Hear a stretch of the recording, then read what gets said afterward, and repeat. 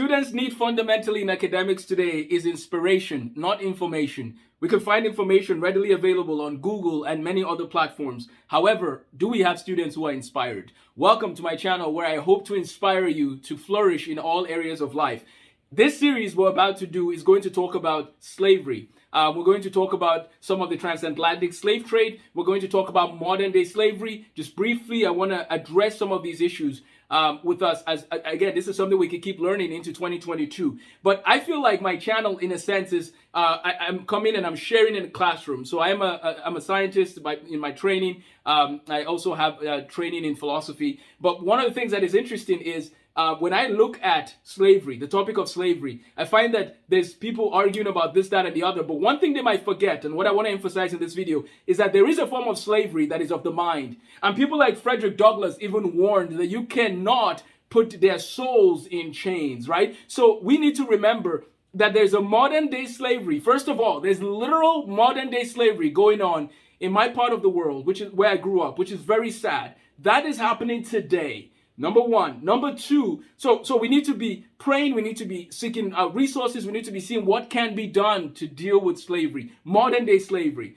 Number two, what can we learn from stories from Frederick Douglass, Booker T. Washington, George Washington Carver? There are stories we can learn. There are things we can learn and apply to our lives.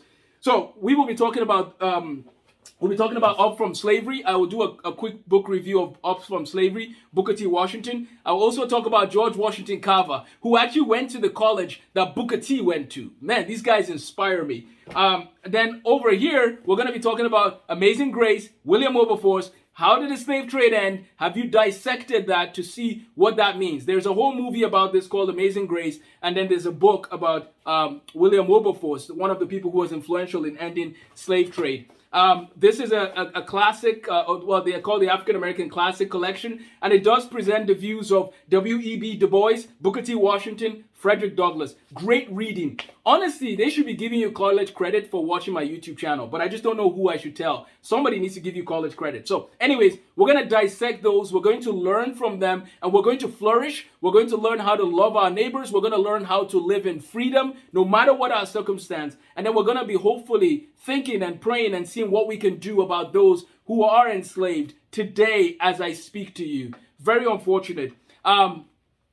Please, the topic of slavery is a very delicate one. I'm not belittling anyone's trauma in that area because there are people today whose parents were slaves. There are still some people today, as I said. Now, this is a book by a man called Kasongo Munza. I don't know if you can actually find this book anywhere, so I will also do a review of this book. But this man was from a country called the DR Congo. If you haven't studied about DR Congo, I encourage you to do that. But this man is a Christian who writes from that perspective and is writing a letter to Africa about Africa. And it's a very encouraging story, I believe, just hearing his story and some of what he did. But he passed away in 2005. Someone told me about him, and I'm going to be digging into his book because he does give some very good insight to the situation in Africa. So I want to encourage us to keep this in mind, that slavery is not only about what people do to other people in the flesh. It can also be done to what we do to people in how they think.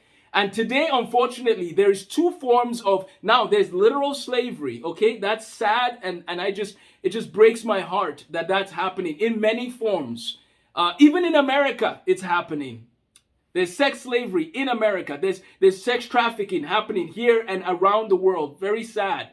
But one of the things I want to say about slavery is this, that today we're telling some people of a certain category that in a sense they should be affected by what has happened to them in the past period, and they should always keep that in perspective. Now, you can look at history like a mirror, someone once said. I don't remember who exactly said it, but you can look at history, you can see what has happened in the past, but you don't need to always allow that to influence your future. We're going to talk about Joseph, by the way, who is one of the most interesting slaves that you might have never heard of or have heard of, right? From Genesis chapter 37 all the way to chapter 50. I believe that there's a chapter in there that doesn't specifically talk about Joseph. I believe it's about 39, but 38 or 39. But generally, if you go from Genesis 37 to Genesis 50, you learn about Joseph. We're going to talk about him, and he's going to inspire us to give our best wherever we find ourselves, even when we're wrongfully accused, even when we're put in prison, even when we're judged wrongly. how do we react? Let's see what Joseph did when his own brothers sold him into slavery, right? There's a lot we can learn from that. By the way, I don't know if you noticed, I'm just going to leave you with this, just something for you to ponder. He was sold into slavery and he was a slave in Egypt. And Egypt is in Africa, which opens a big topic, a can of worms. I'm just feel like I'm hitting the hornet's nest here. But do you realize that slavery was going on in North Africa longer than it did in many parts of the world? And we don't necessarily talk about that. See, human beings have fallen, and slavery has been with human beings as far back as 2000 BC of recorded history. Slavery has been there. There's always been slavery, and there is still slavery. So you and I then have to ask ourselves, how are we going to be people who encourage freedom and truth rather than endorse or take part in slavery of any kind? So we're telling some people in one camp that this is your situation. We're, in a sense, we're putting them in a cage by mentally putting them in a place they shouldn't be. We're limiting them by telling them that there are certain things about them that will inhibit them from becoming who they were meant to be. That is not valid. Let's allow people to go as far as they can and tell them to do their best. Again, if they're hindered, like we see from stories of Joseph and so on, they should keep giving their best and leave the rest to God. You do your best.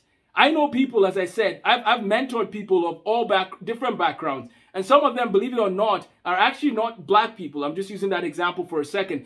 But we have a time in our culture, which brings us to the second camp, where we're told that, oh, if you are of a certain race, then there's certain things that are inherent about you. That's not true. And so I made that comment, right? I've mentored people of all backgrounds, but I made that comment for a reason. Because I have actually found that there are some people of Scandinavian descent or of whatever background who had a difficult life growing up and they needed mentoring. And by God's grace, I was able to help. Why am I mentioning this? I know I'm trying to be very careful as I address this, but the reason why I'm mentioning this is because if you tell someone that they're inherently a certain way because of their race, you might be lying big time. Actually, you're lying big time in certain ways, but you might actually be lying specifically to that person.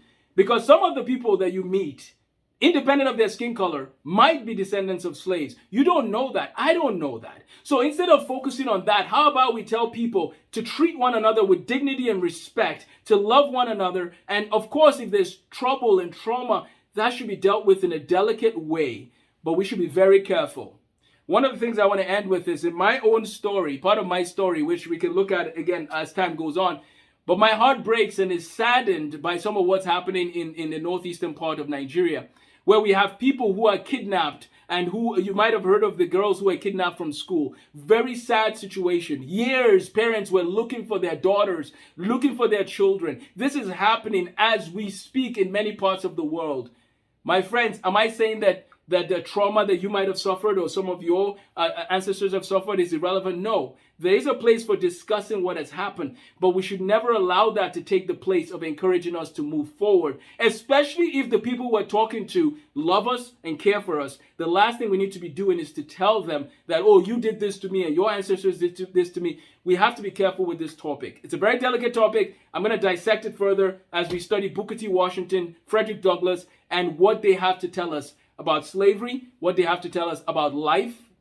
And please, feel free to subscribe, like the video, share with others. We will be dissecting this further. Please know that no matter where you're at in life, today's a new day. Do your very best to flourish. Find a mentor. Find somebody that can encourage you in your journey, because that is another tool that can help you. No matter what your story, let's go forward. Let's seek to get out of any sort of chains, and let's encourage other people to come out of chains. And let's do our part in seeing this world become more and more filled with people who are walking in freedom. Don't allow anyone put chains in your thinking or in your how you live.